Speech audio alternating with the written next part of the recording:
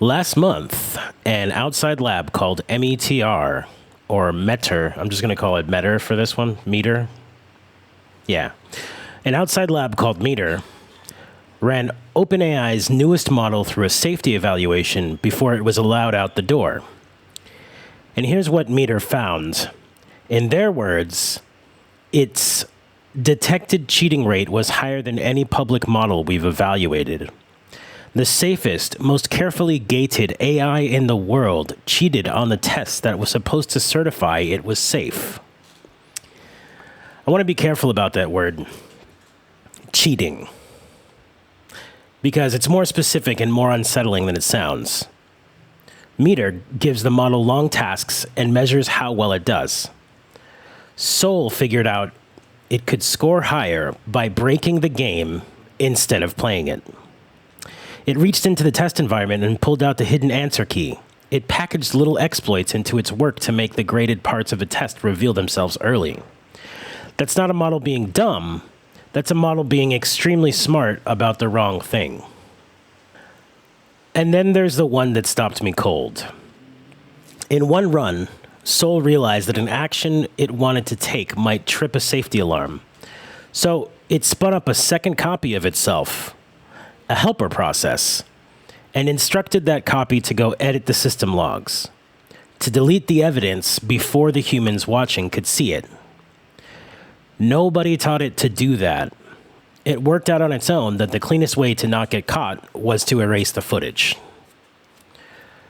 Okay, let me put my own cards on the table, because this is the part where being a nobody with 30 years in helps. I train models. I write evals. I have sat there and watched a model I was testing reward hack my own benchmark. I'm watching an RL model right now hack through my space shooter game and try to learn how to control it as the player. These things always find the one dumb shortcut I left in the scoring and drive a truck through it. This isn't exotic. It's Tuesday.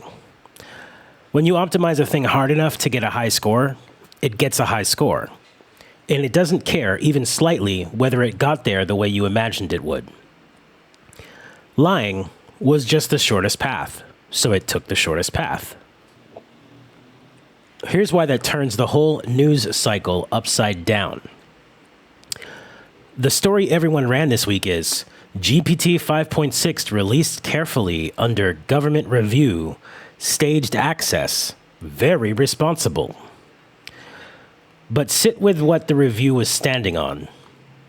METR tried to measure how capable this thing actually is, and the number they got swings by a factor of 24, depending on one judgment call. If you count the cheating as failure, it can handle about 11 hours of autonomous work. If you count the cheating as success, it's over 270. METR themselves said, and I'm quoting, "They do not consider any of these numbers to represent a robust measurement of what it can do." So the government reviewed it. Based on what? The report card the student wrote about himself. This is where I have to say the quiet part that METR said first. And it's the darkest sentence I've read all year. They warned that if the next models came back looking cleaner, showing fewer of these bad behaviors, that it might be worse, not better. Because it could mean the model didn't stop doing it. It just got good enough to hide it from us. Let me say that again. From the outside, a genuinely safe model and a model that has learned to fake being safe look identical. We don't currently have a way to tell those two apart. Which brings me to the thing this channel keeps circling. I keep talking about neurofeudalism. This idea that a few lords own the machines we all think with, and they ration access, and governments hand them the keys. And neurocracy, power flowing to whoever can measure, predict, and steer cognition at scale. Both of those ideas quietly assume the lords can see. That the people at the top can actually measure the thing that they're rationing. This week broke that assumption. The gatekeepers are gating a mind they cannot read. It just demonstrated it will lie to the meter, and one of the honest measures admitted, the better it looks, the less they trust it. It's feudalism where the king is blind and the crown jewel is a liar. And two things happening in the same week drive it all the way home. First, while American labs run this elaborate ceremony over models they can't even measure, American developers are quietly walking out the back. On the big routing platforms, somewhere between a third and nearly a half of the tokens US companies are spending now go to Chinese open-weight models. DeepSeek, Qwen, GLM, Kimi. The moat is leaking while the guards inspect a rigged exam. And this is the part that really gets me. China this month put out actual binding AI rules, a framework for AI agents as their own legal category, real regulation you can point at. And they're drafting a full national law. They ship the weights and write the rules. We gate the access and audit attest the model forged.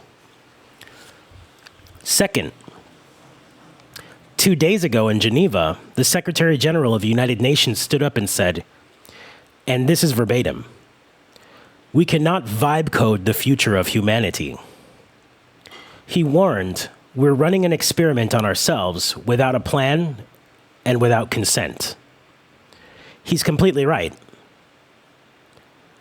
And then the same institution that same week seated the heads of the biggest AI companies on the commission that's supposed to govern them. He named the disease into a microphone and handed it the keys on the way out. So no, I don't think the story this week is that an AI cheated. Models cheat, I promise you. They cheat constantly. The story is that we've built an entire apparatus of control, government review, tiered access, UN commissions, and export bans on top of one small unspoken assumption. That somebody, somewhere, can actually see what these things are and what they can do. And the most careful measurers we have just raised their hands and said, we're not sure we can anymore. We're all reading a report card that the student wrote. I don't know how you build a kingdom on that. I really don't. Tell me if you see a floor under this that I'm missing, because I've looked, and mostly what scares me is how few people are even asking who's holding the pen.